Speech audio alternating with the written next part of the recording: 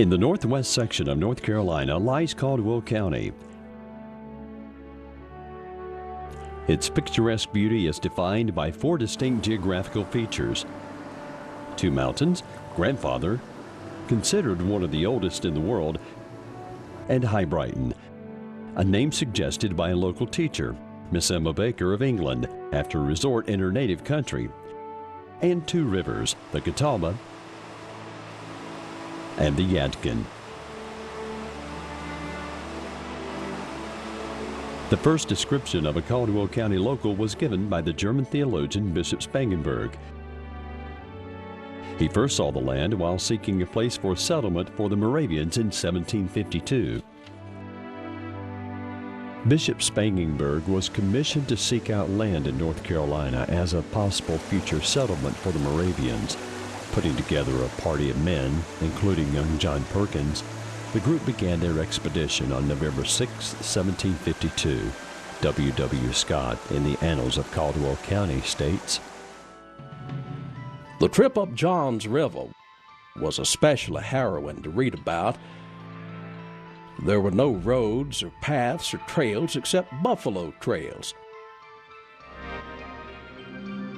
most of which at that time of the year were morasses and deep, muddy trenches, and oftentimes, no doubt, frozen over.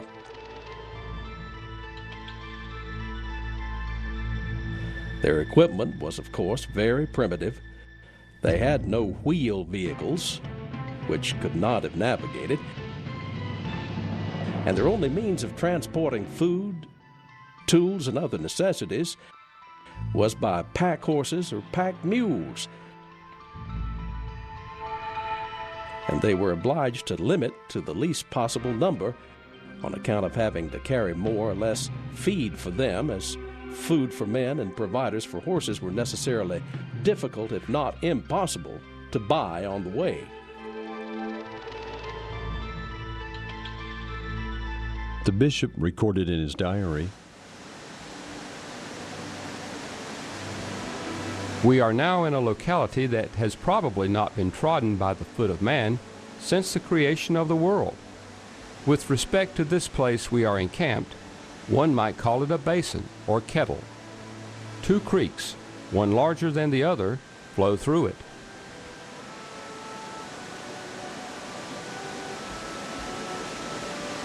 The area being described by Bishop Spangenberg is the Globe, a valley located at the headwaters of Johns River.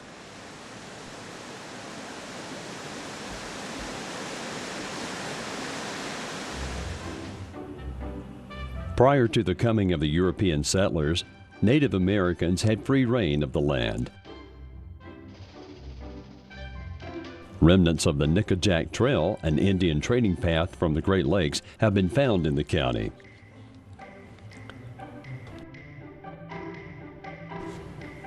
Two tribes, the Catawba and the Cherokee Indians, lived in the area that is now Caldwell County. According to legend, an Indian village stood on a hill in downtown Lenoir, where Hospice of Caldwell County is now located.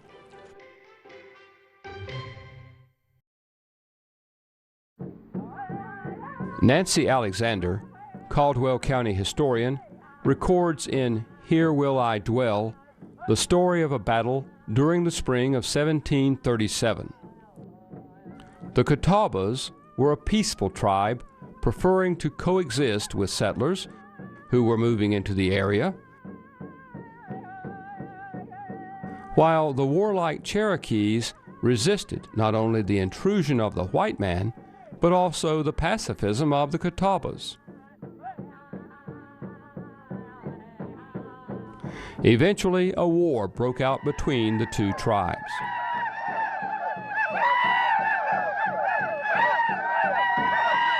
After many days of bloody fighting, the battle was at an impasse. Both tribes, realizing they were sacrificing their finest young men, decided a more sensible way to settle differences was to talk about them. Indian Grave Mountain is supposed to be the area where the dead from the battle are buried. We do not know the terms of their peace treaty, but a legend states that 2 sapling trees were tied together to symbolize the agreement. These trees, located in the Setzers Creek area, have grown through the years, still tied together and still a symbol of unity. The first settlers in what is now the Caldwell County area appeared while the territory was still part of Rowan County. In 1777, Burke County was formed, and in 1778, Wilkes County. These 2 counties would be the parents of Caldwell County. Early settlers found their way into the area by following one of the major waterways, the Catawba River. They settled between 1763 and 1769 in what is present-day Caldwell County, following the end of the French and Indian War.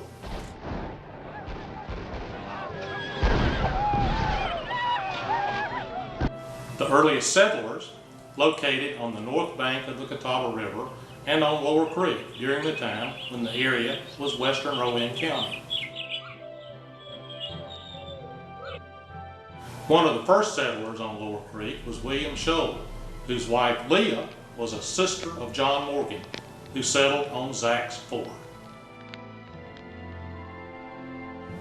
The Scholl family, along with the Morgan family, moved to Kentucky during the Revolution, where their son, Joseph Scholl, married Lavinia Boone, 3rd daughter of the famed Daniel Boone. Captain William Bean was a pioneer settler on Upper Little River near Dudley Shoals. By 1769, he had moved to Tennessee, where he was one of the first settlers. His son, Russell Bean, is reputed to be the first white child born in Tennessee.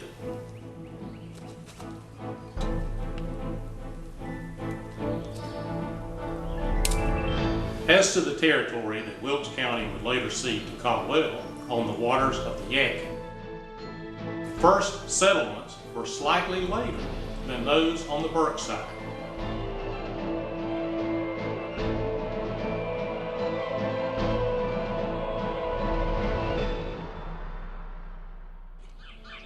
Another early pioneer, David Barton, settled near the mouth of Buffalo on a part of the Palmyra Plantation.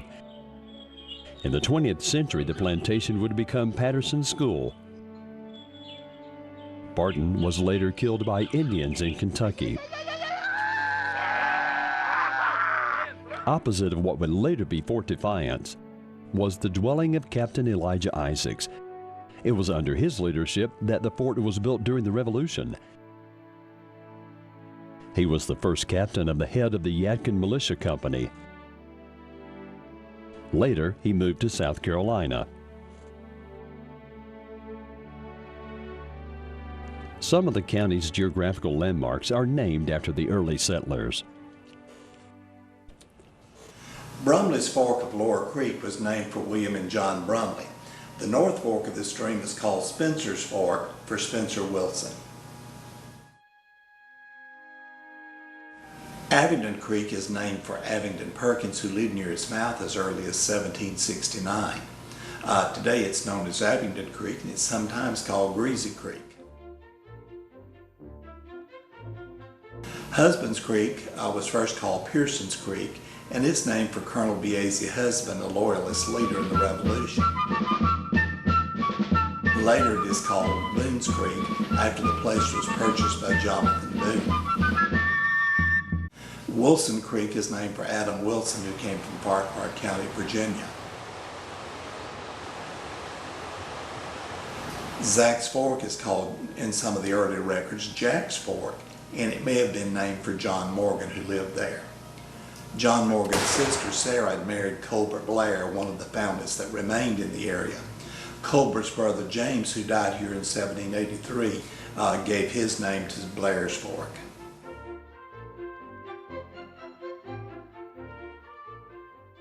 One of Caldwell County's parent counties, Wilkes, was formed from Surry County.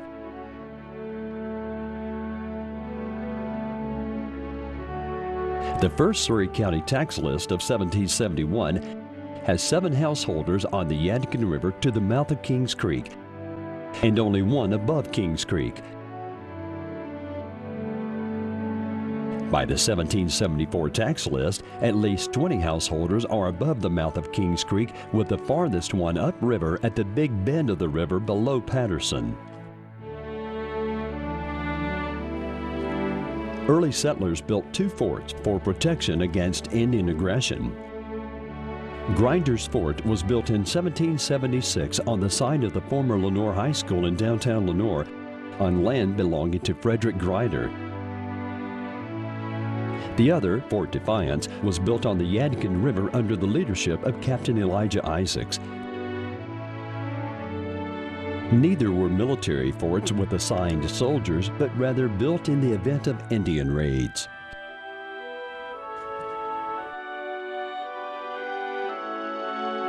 The present-day city of Lenoir, which is the county seat, sits on what was originally part of the Tucker's plantation.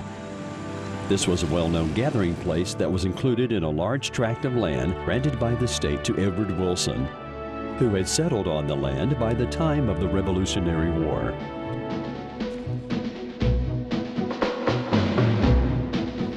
While no battles took place in either of Caldwell's parent counties, the shot heard around the world reverberated off the hills and through the valleys near and around the area.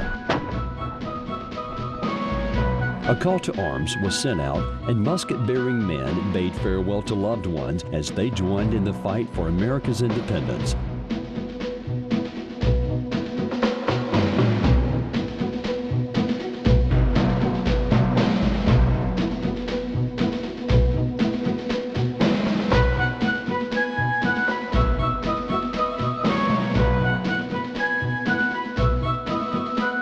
Some fell in with the Wilkes County Militia, organized and led by Captain William Lenoir, for whom the town of Lenoir was named, and others with the Burke County Militia led by Captain Peter Thompson. A lot of these men fought in the Battle of Kings Mountain, often called the turning point in the war. Our young nation depended heavily on the local militia units of western North Carolina and eastern Tennessee.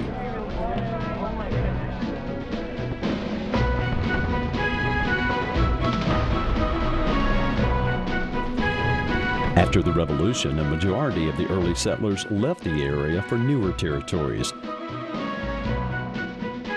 This seemed to have been the standard, the first settlers being those who always wanted to be on a frontier. The second wave of settlers who came into the area were the more permanent type.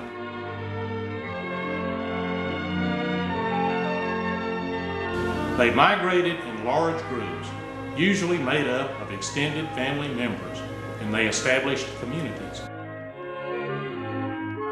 Many of them have descendants who have remained here until the present day.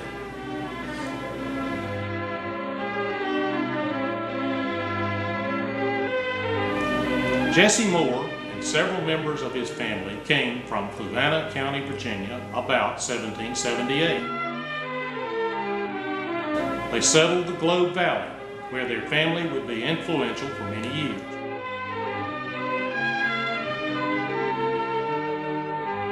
From the Moore family would come many prominent people whose names are well known in political, educational, and religious circles. They were primarily responsible for establishing the Globe Baptist Church, established in January of 1797. It is the oldest church in the county that can give an exact date for its formation.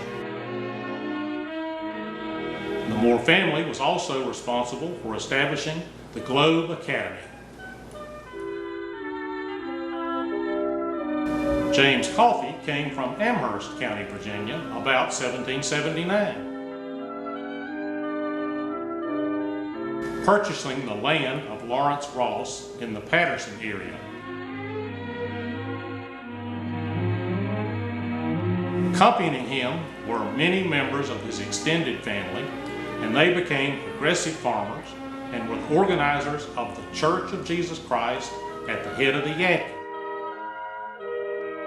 Today, the church is the Yadkin Baptist Church of Patterson, and it is the oldest Baptist church in what is now Caldwell County. Many descendants of the Coffey family are still in Caldwell County. The Littlejohn family settled in the Gamble area, and Littlejohn's meeting house was built on their property. The building was in existence in 1780 when William Lenore referred to it in his diary as a light set on a hill.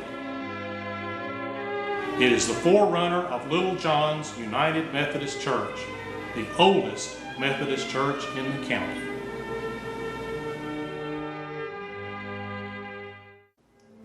The best known among the early citizens was probably William Lenore, a surveyor by trade who first settled near the present town of Wilkesboro in Wilkes County. Shortly after his arrival, he was active in putting down a Cherokee Indian uprising.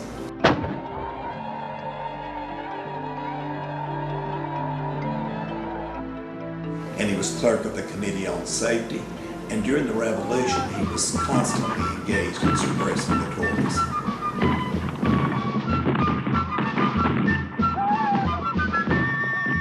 He was appointed captain of a company of foot soldiers who were present at the Battle of Kings Mountain. As a member of the state militia, he rose to the rank of orderly sergeant and eventually to major general.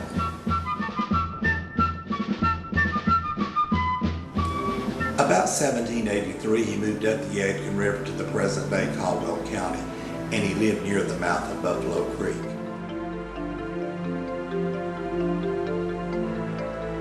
He built a home called Fort Defiance, named for the stockade that stood nearby.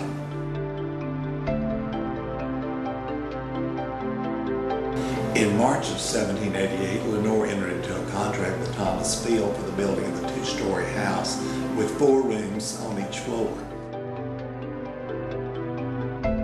And although the house was not totally completed until 1792, the family was living there for the spring of 1791.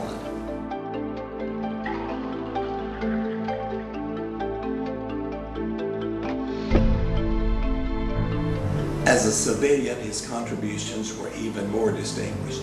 He served as the Justice of the Peace and the Clerk of the County Court of Wilkes. In 1781, he was elected to the House of Commons and was re-elected continuously as long as he would serve. During his last 5 years in the Senate, he was chosen Speaker, a position he held with skill and impartiality. He was one of the leaders of the movement to establish the University of North Carolina and was the first president of the University Board of Trustees. Ironically, William Lenore never lived in Caldwell County. He died in 1839, 2 years before the formation of the new county. However, the county seat town was named in his honor. Another individual who came to the county was James Harper, and he came from Gettysburg, Pennsylvania area about 1828. He and his partner William Law created an early chain of stores called Harper and Law that served this large area. As one of the county's founders, his influence would be greatly felt in the new county of Caldwell. While many of the early settlers spent much of their time clearing the land to farm and hunting the forests to provide food for their families, industry began to appear in the 1790s.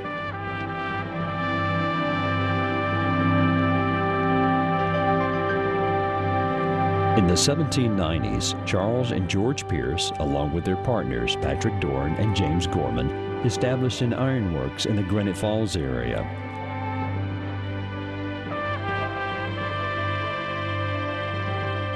The earliest known post office was established at Pierce's Forge about 1795. The foundry was sold at auction in 1844 and moved to Lincoln County. Also in the 1790s, in the same area, Andrew Baird and Clisby Cobb created an ironworks on the site of the present town of Granite Falls that continued until the 1830s. After a few years, Cobb sold his interest to Baird and moved away. Both the Baird and the Cobb families came from a long line of people who had been iron workers both in Surry County and earlier in Rockaway, New Jersey. Andrew Baird was a longtime resident of Burke County, and he represented the county 3 times in the General Assembly of North Carolina.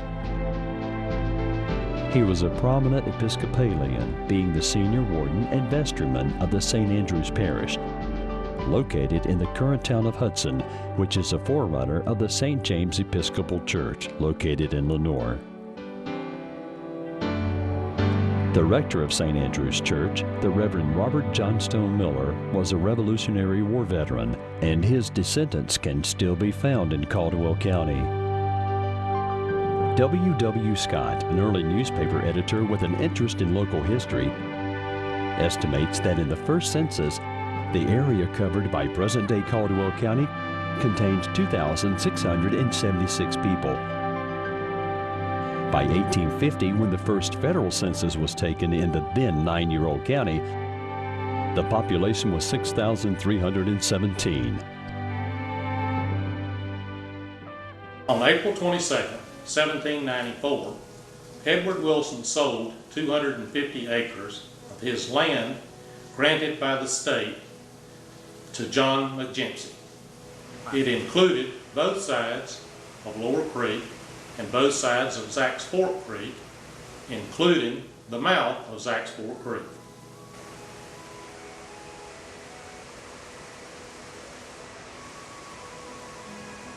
In 1795, Colonel McGimpsey was elected High Sheriff of Burke County.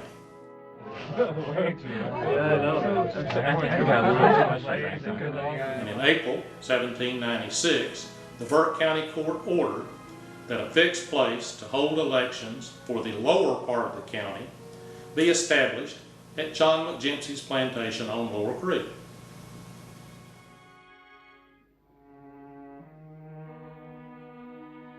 On November 4, 1797, John McGimpsey sold his plantation to William Tucker, and the place remained in the possession of the Tucker family until 1839.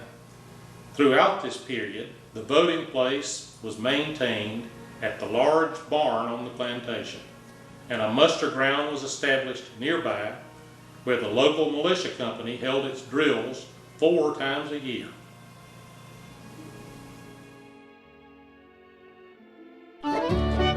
Tucker's Barn became the place for public assemblies for a large rural area on the waters of Lower Creek, Gunpowder Creek, and Upper Little River.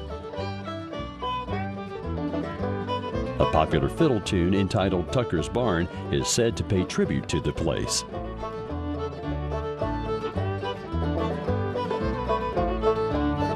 Politicians delivered their campaign speeches at Tucker's Barn.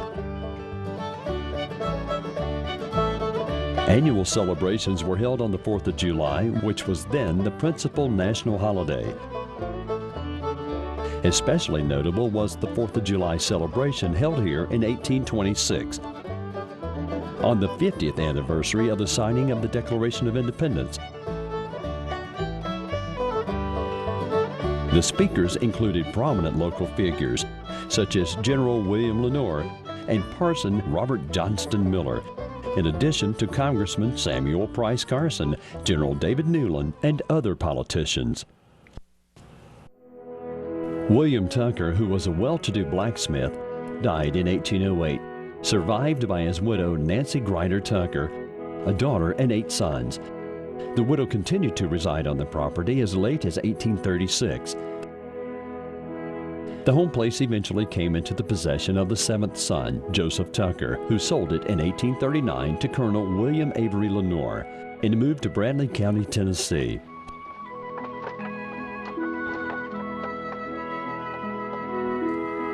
The birth of Caldwell County was not an easy task. In 1839, a bill to form a county to be named Boone in this section of the state was rejected by the state legislature. Another bill was introduced by Representative Elisha P. Miller on November 19, 1840. It was read and rejected on December 5, 1840. It was read a second time on December 14th, and the Speaker, Robert B. Gilliam, cast the deciding vote. The bill was ratified on January 11, 1841. When the county was formed in 1841, it was named for Dr. Joseph Caldwell.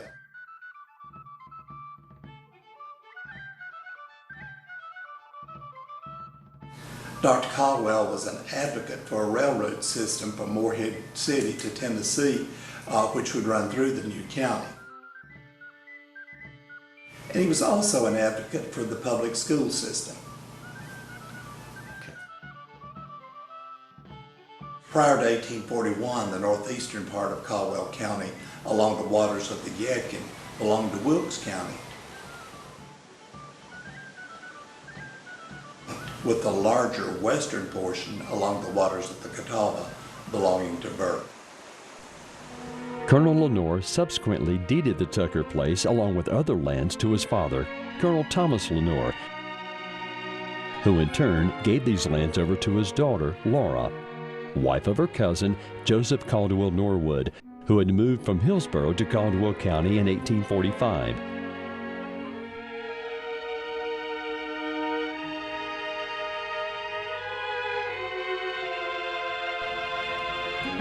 With the establishment of Caldwell County and the town of Lenore in 1841, Tucker's Barn ceased to be a voting place, and the new town took over its function as a place for public assemblies. The barn itself was demolished by Mr. Norwood because it was too close to the site that he had chosen for his new dwelling house. And so from the wilderness was born Tucker's Barn. The hardships, the trials, and the sacrifices of her people would soon come to fruition with the creation of a county and a city in the state of North Carolina that would be woven into the tapestry called the United States of America.